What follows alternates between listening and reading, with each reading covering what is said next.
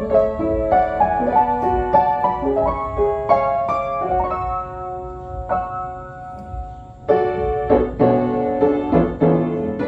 gabi sa matag usa. Amen, mga gabi no. So maayo kayo ang atong kagabion karon. So dito maglangan mga igsoon, magampo sa ta before ta magkuan sa mensahe sa Ginoo. Let us pray. Dalaygon ka Ginoo, salamat Lord sa imong kayo sa imong kinabuhi. Salamat Lord sa imong gugma diri kanamo Ginoo. Kami usa ka makasala Ginoo, apan ikaw na gugma kanamo. O salamat Lord sa salvation gayud Ginoo, imong nahatag kanamo Ginoo. O among naangkon Lord God, and Ginoo, pray God sa mga kalapasan nga among nahimo da kanimo Lord God. So nauna og sa pulong sa pagbuhat Ginoo. Iloy kami Ginoo, pinagi sa imong balaan nga dugo Ginoo. Aron kami takos ngayan Ginoo sa pagpadayon sa among panimbahon. Ginoo Lord God, I pray wisdom Ginoo sa pagwali sa imong pulong. Ang imuha gayud pulong gayud ang overflow sa kung hunahuna kasing-kasing sa pag-preach sa imong pulong Lord God. Dihagikan diha kanimo ang mga mensahe nga mogawas sa mabag aron sa diri nga pulpito Lord God. I pray Ginoo sa akong mga igsunan sa pagtuo nga maminaw sa imong mensahe o unsay mga aplikar sa kinabuhi as a Christian believers Ginoo sa pag-apply sa ilang kinabuhi Ginoo. Salamat ining imong privilege Ginoo nga imong gihatag sa kuha nga maka-preach sa imong pulong Ginoo. Dalaygon ka sa walay katapusan sa ngalan ni Jesus. Amen.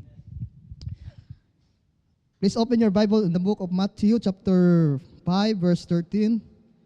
Igsoon ang pinaka kung magluto tag sudan, di jud na mawa ang asin. Di ba?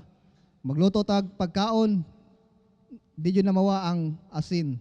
Nga naman ang asin, mao ni usa ka makapahatag og savor o kanang makahatag og kanang aroma, kalami sa putahe nga atong pagalutuon.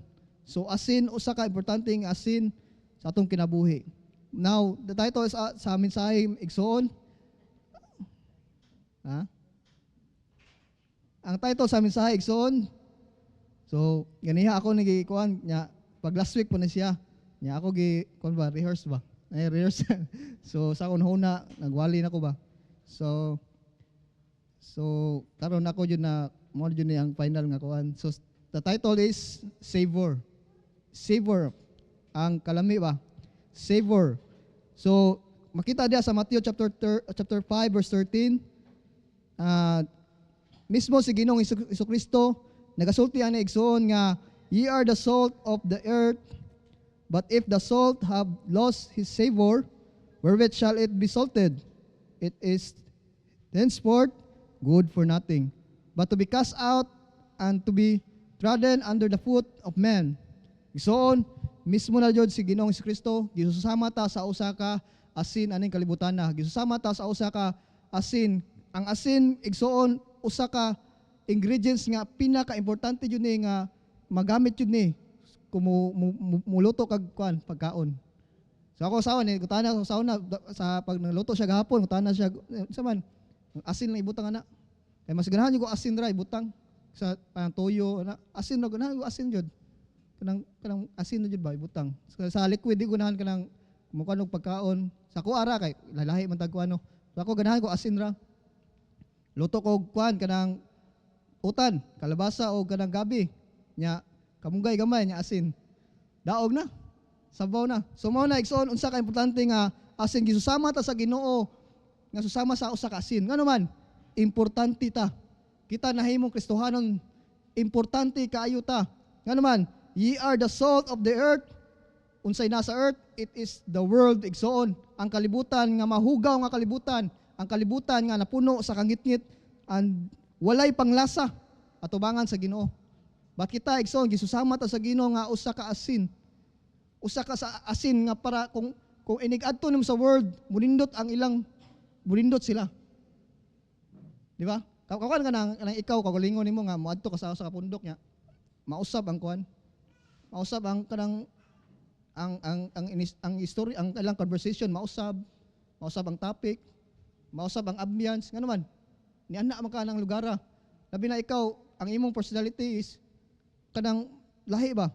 Kay naa man si Kristo na to. Example, you have Christ in you. Nana jud ako nana jud ako si Kristo. Na-experience daw sa kinabuhi nga maadto ko na lugaran niya. Ako din i-topic ang about sa Ginoo ba. You know? usab din ilang topic. So mo na ipapila to as a Christian believer son that we are the salt. Ni mismo na si Christ niingon that we are the salt, and this word nga naka-encourage sa kuha igsoon. Yan nindot ini kaning mabuhat kag mensahe nga pure jud ikaw jud nagunang nagsaud ba. Sa wisdom nga ihatag sa Ginoo sa tuwa. That we preacher na kita jud maka sao jud sa pure nga pulong sa Ginoo. Nindot kay share mo na igsoon savor. Point number 1 is stay in His Word. Unsay atong buhaton nga Kristohanon nga aron makapabilin ta diha sa ang atong kahumot diha sa atubangan sa Ginoo. Pwede man humot ka sa atubangan sa tao. Pwede man makita sa mga tao nga siga Bible, di ka dalag verse, siga dalag pulong sa Ginoo, siga kwan. Naari ka siga ari simbahan, lingkod diha paminaw, pero sa atubangan sa mata sa Ginoo o sa kanang simhot sa Ginoo sa imuha, wa day kay lasa. Posible na igsoon. Ano man, unsa may sekreto, unsa may atong buhaton para makahumuta diha, pabilin ta humot diha sa tubangan sa Ginoo o sa pananaw sa Ginoo, maayo ta, stay in His Word. Stay in His Word. Sa atong devotional, sa atong pagbasa sa pulong, pabilin ta daigsoon. Daghan kay mga learnings makuha nato sa outside world. Daghan kay mga learnings, mga motivational nga speakers, mga motivational speech diha igsoon. Makuha nato bat lahi ra jud ang pulong sa Ginoo. Kana ilang na giipang-ingon nga consistency, mga nana perseverance, naa na diri daan igsoon. Sa unang panahon, consistency kana mag-ingon sa consistency, success, naa na diri. Kompleto ang pulong sa Ginoo. Ang nasipyat lang sa mga Kristohanon karon, wala na nila gimater ang pulong sa Ginoo. Wala na lagi Tagalog dakong bili ang pulong sa Ginoo. Kabaw ka kanang nahalid sa kalibutan, layo ra kay na diri sa pulong sa Ginoo. Layo ra kay na diri sa pulong sa Ginoo nga nadri kompleto rin ang pulong. Canon, no error. Ang Bible is canon. Ang meaning sa canon igsoon, measure na why sayop inerrant ang pulong sa Ginoo. Why sipyat ang pulong sa Ginoo igsoon. Ang masipyat ra kita ra masipyaton ta sa atong kinabuhi, but kita mo really lang jud ta sa pulong sa Ginoo. Padayon ta sa pagtamod sa pulong sa Ginoo, basa sa pulong sa Ginoo. Padayon ta pabadlong sa pulong sa Ginoo nga naman. Masipyaton lang kita. But the word of God is dili masipyat mo na ato nakatunan diri sa that ye are the salt para mapakabilin ta nga lami ta diha sa atubangan sa Ginoo, pulong sa Ginoo. Iyan ang guidance sa tuwa. Gihatag na niya guides. Ngano man makapabilin kag sunod sa imong pastor? Ngano man makapabilin kag obey sa mga lisag-lisod na kayo? Ngano makapabilin man ka? Because you stay in the word of God. You stay in His word. Na minaw ka sa piyang pulong. Kanunay everyday na minaw sa pulong. Kaya naman kung di ka maminaw igsoon, litag jud ka. Sumasa nga nang giingon sa pag-Sunday igsoon nga put on the whole armor of God. Nga naman, asa man mo makuha ang put on the whole armor of God? Diri sa iyang pulong. Diri mo mababasa. Sa dihang wala ka ng pulong sa Ginoo. Ingtikang nimo na nalitag daan. Naglitag na daan ng devil, ang Satan naglitag na daan sa imong kinabuhi nga sa dihang malitag igsoon. May ingon ko yaya jud ka. Nga naman, lisod ka ibakwi. Now, ang makapabakwi na to, makapabalik na to sa diha sa paglakaw padong sa kalampusan sa uban sa Ginoo is the word of God igsoon. Mo na everyday dili pahinlo ta sa iyang pulong. Pahinlo ta sa iyang pulong ka naman. Di na kita perpekto ug masipyaton ta. Igsoon. Stay in His word. Ikaduha igsoon, stay in sharing His word. Pabilin ta sa pag-share sa iyang pulong. We have social media. We have friends. We have everything sa atong kinabuhi. Mga kailan na to ba? Pwede ta magamit na to itong social media to share God's word. Walay problema na igsoon.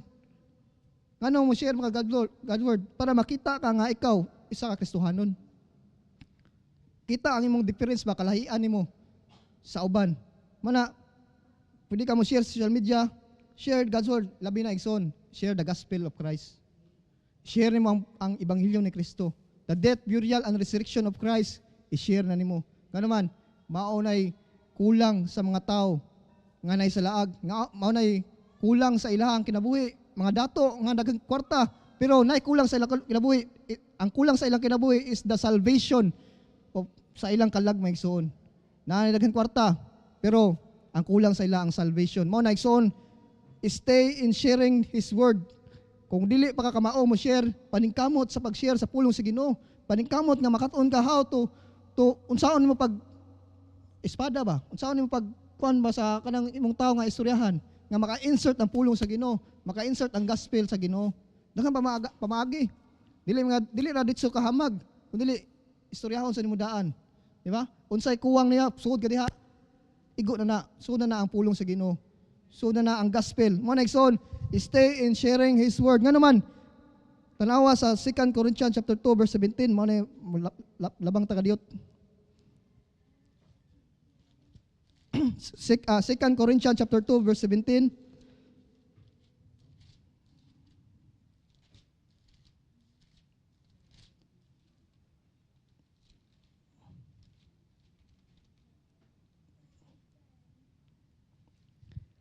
Nga naman gusto sa Ginoo nga mga aron mapabilin tag humot diya sa Ginoo, stay in sharing His word.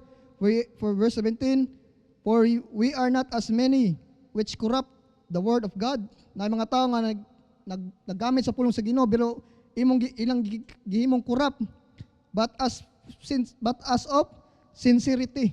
Mo ni atong kinabuhi kinahanglan jud ta masinsiro ta diha sa pulong sa Ginoo, but as of God, in the sight of God, God speak we in Christ. But pasabot igsoon kita we are ambassador of Christ. On behalf of Christ kita ang musulti.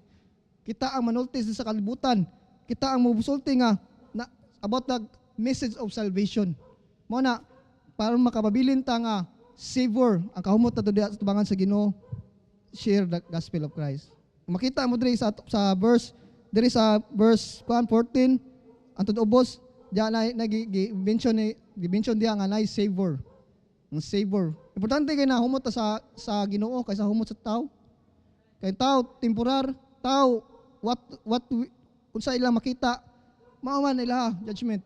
But ang pinaka-importante igsoon nga humot ta diha sa atubangan sa Ginoo. Humot ta diha nga asin. Usa ta ka mahalon nga asin. Kinahanglan sa imong kinabuhi igsoon daghan man klaseng asin ang kalbutana. Tang asin, unsa to asin usa kanang nay pinakamahal nga asin ako nakuha na labasan. Napay mas mahal Brad. Mahal ka jud. Nga wala kanang angan kay murag perfume angan. Basta mahal kay siya nga ako jud nakita ko gibasa ba mahalan niya sinay. Nindot kung ako na reflex ako lingon nindot inani ang Kristohanon. Makita sa mga tao nga asit ka. Makita sa tao nga gusto sa mga tao nga maparehas lang nimo ba. Makita sa tao nga asid din tawhana. Makita sa tao nga kung muuban ko niya, munindot jud akong kinabuhi. Mo na nindot kay mura tag mahalon nga asin ba. Ani kalbutana. Nga Savior. Nga nindot ta Savior da atubangan sa Ginoo. Mo na igsoon padayon ta tamod sa iyang pulong kay di ta perpekto. Padayon tag share sa iyang word of God. Kung natay time panahon, kung namoy panahon pag share sa pulong sa Ginoo, lindot kayo na igsoon.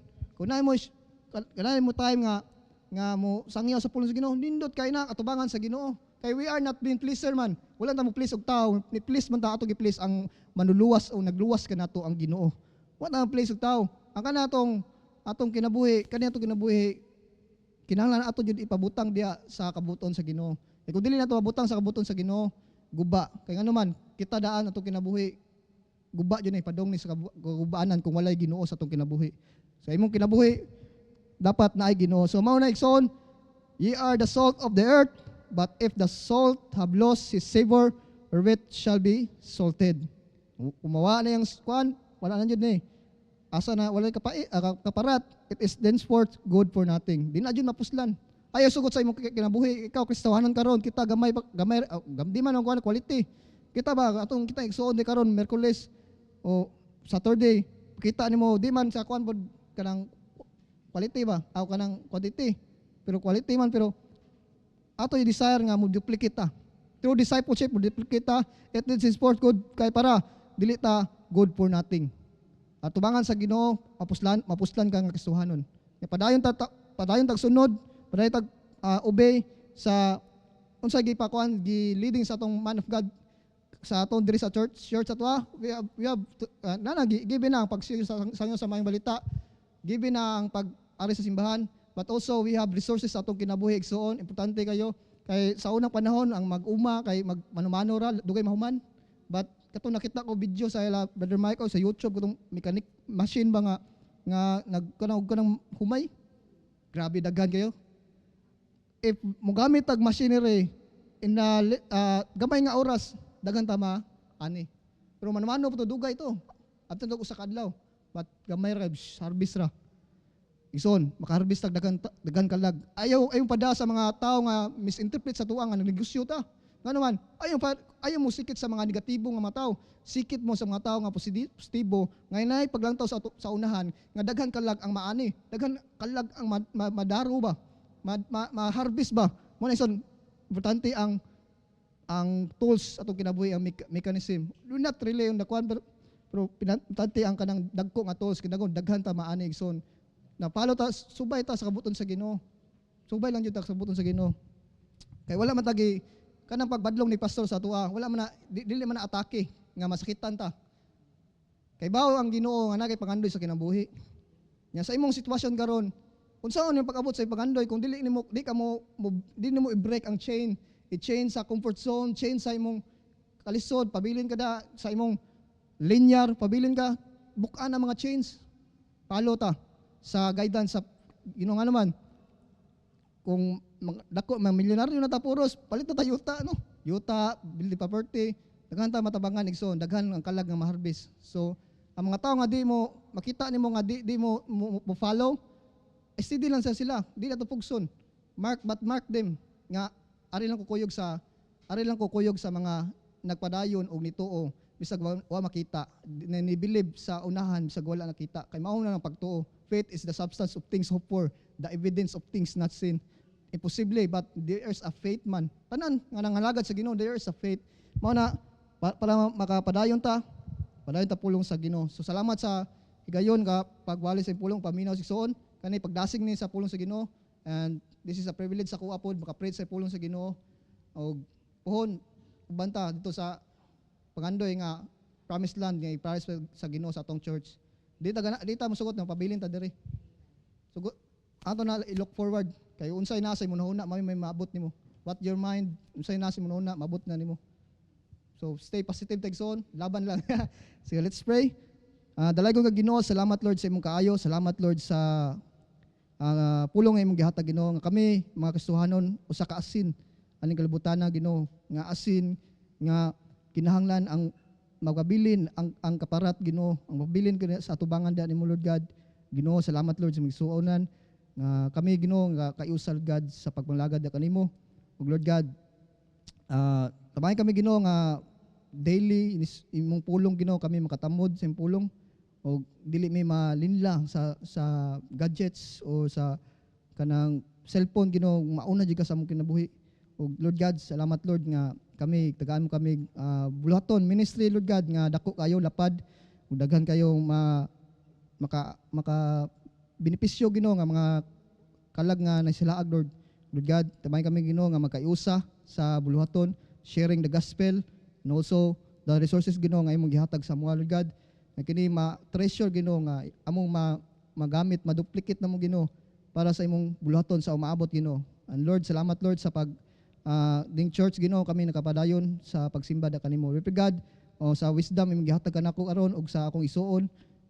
Naot nga na-apply jud namo Lord God kami Ginoo, ma-apply namo ang imong pulong imong gihatag kanamo Ginoo sa ngalan ni Jesus. Amen.